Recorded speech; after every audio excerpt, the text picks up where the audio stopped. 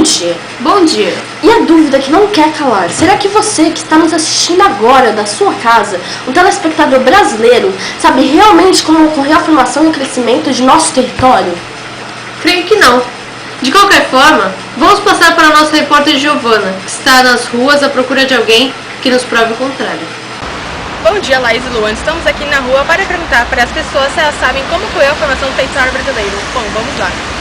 Você teria um minutinho? Claro. Nós estamos fazendo uma pesquisa para saber se o povo brasileiro sabe como foi a formação do nosso território. Você saberia nos dizer? Não, porque deveria. Esse país só tem corruptos, a Dilma fala que vai fazer as coisas e acaba não fazendo, aumenta os preços do produto num preço absurdo. Não vai fazer muito mais diferença. Ok, obrigada. Bom, vamos procurar mais pessoas. Posso fazer uma pergunta? Sim.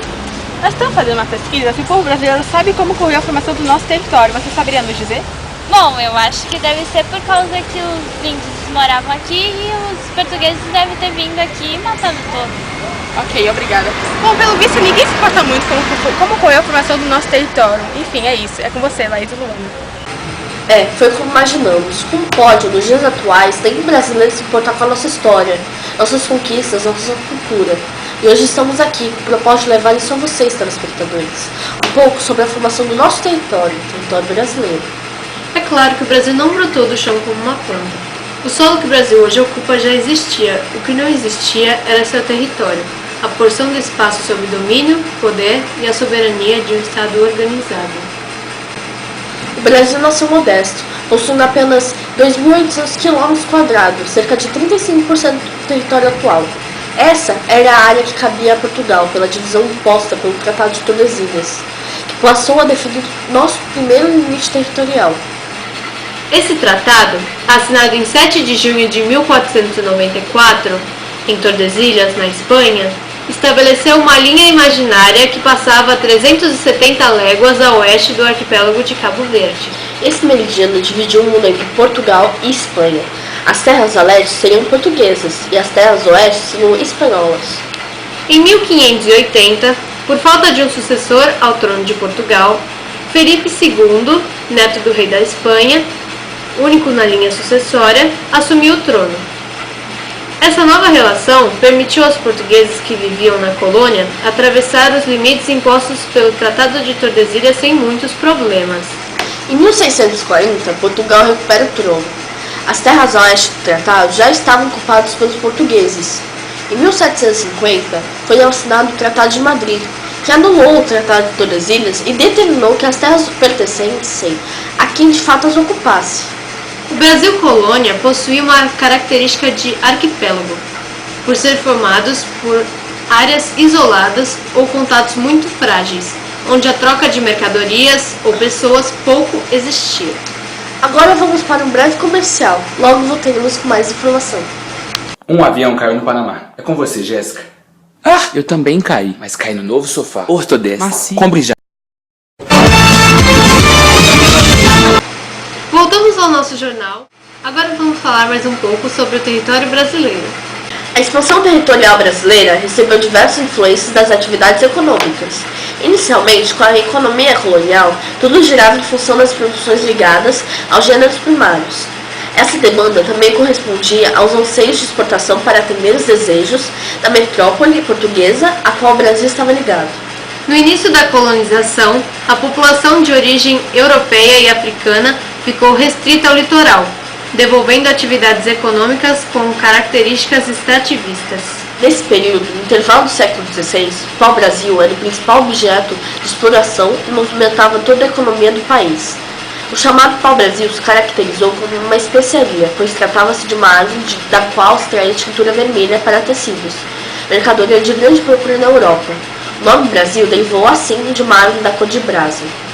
Nos séculos posteriores, esse recurso começou a ficar escasso, e os portugueses iniciaram a busca por outras riquezas para o desenvolvimento da economia. Com o passar dos tempos e toda essa movimentação, o território já estava ampliado. No final do século XVI, os colonizadores começaram o cultivo de cana-de-açúcar, café e montagem de engenhos, principalmente no litoral do Nordeste. Essa produção era dirigida toda para exportação, por isso a escolha por sítios litorâneos. A ocupação do interior nordestino se deu através da introdução da pecuária bovina em áreas não propícias ao desenvolvimento da cana-de-açúcar.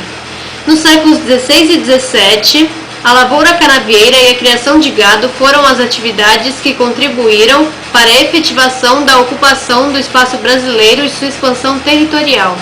No século XVII, a descoberta de minerais foi um importante fator que contribuiu para o território brasileiro, pois permitiu a construção de ferrovias para a exportação do ouro, fazendo com que aumentasse a movimentação de pessoas dentro do país. Os responsáveis por descobrir os recursos minerais foram os bandeirantes, com suas expedições saindo de São Paulo, sendo estes responsáveis pela expansão do território brasileiro. A corrida ao ouro atraiu milhares de pessoas provenientes do litoral e de Portugal. Além disso, a necessidade de gado para a alimentação e transporte do ouro proporcionou o surgimento de novas cidades e vilas no caminho dos tropeiros. Com a exploração do ouro e das pedras preciosas a partir do século XVIII, novas regiões foram incorporadas à fronteira econômica. Os atuais estados de Minas Gerais, Goiás, Mato Grosso e Mato Grosso do Sul.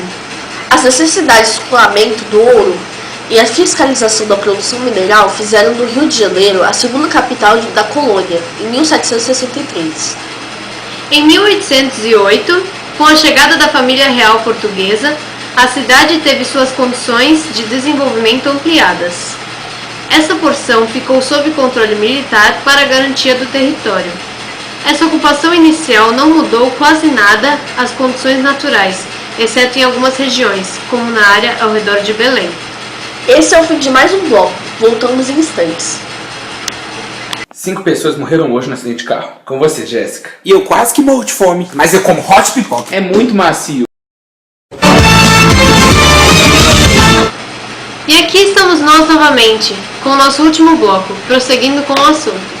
No extremo sul do Brasil, no século XVIII, a colonização ou dominação do território deu-se inicialmente com a população de origem portuguesa, os colonos açorianos assentados no Rio Grande do Sul. Essa região já fora objetivo de incursões de criadores paulistas, os bandeirantes, que se estabeleceram nas áreas do campo, desenvolvendo a pecuária, que aí encontrou condições ambientais favoráveis. Por volta do século XIX, a ação colonizadora no sul do Brasil instalou colônias baseadas no sistema de apropriação de terras, através de colonização oficial ou particular. Esse tipo de colonização foi implantado em outras porções do território, mas foi no sul do país que esse modo de ocupar as terras foi mais difundido. No final do século XIX, o Brasil ainda não tinha a forma que tem hoje, territorialmente falando. Faltava a efetiva ocupação do centro-oeste e do norte do Brasil, porções que foram ocupadas de forma mais intensa a partir das décadas de 60 e 70 no século XX. Como vimos, as fronteiras e os limites do Brasil apresentaram grandes alterações ao longo de sua história. Por exemplo, o estado de Acre só passou a fazer parte do nosso território em 1910, quando foi comprado da Bolívia. E quanto às fronteiras internas? De 1940 até os dias atuais, o país sofreu 17 alterações na configuração de suas unidades político-administrativas, com a criação e extinção de unidades.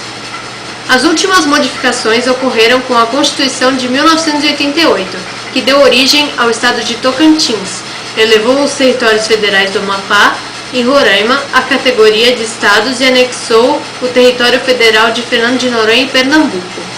A consolidação das fronteiras e limites do Brasil é o resultado de um processo histórico de produção e reprodução do espaço através do trabalho humano.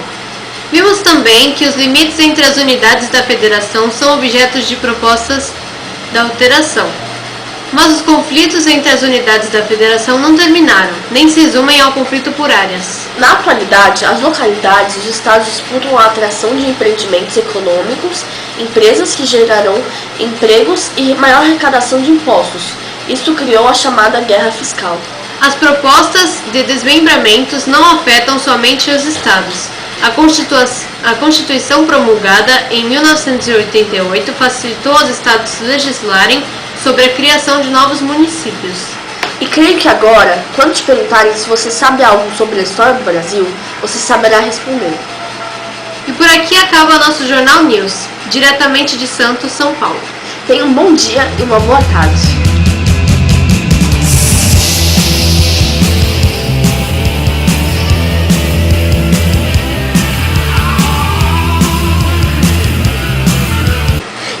Ainda que não quer calar.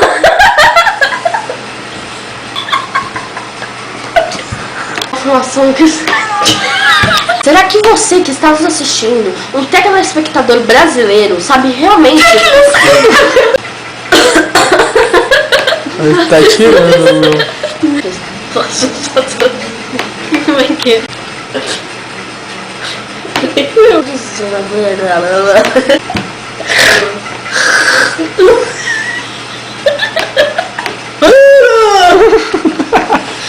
Vai, vamos. Você filmou? Não, ele não tá filmando. Ai, que inútil. Vamos. Ele não tá filmando. Não tá. As terras oeste. Em 1640, Portugal. Em 1640, Portugal recupera o trono.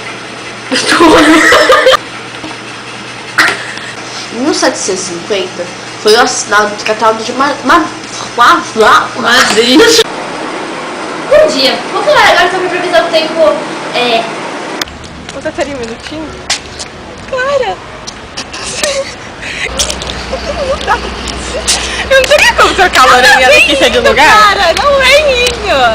Por que você tá filmando? Porra, sai, não. Meu, é muito difícil, meu. Aliás, sacanagem, para. Amiga, para! Eu nunca explico parar de mim, na 12ª eu tava levando. Para agora, porra!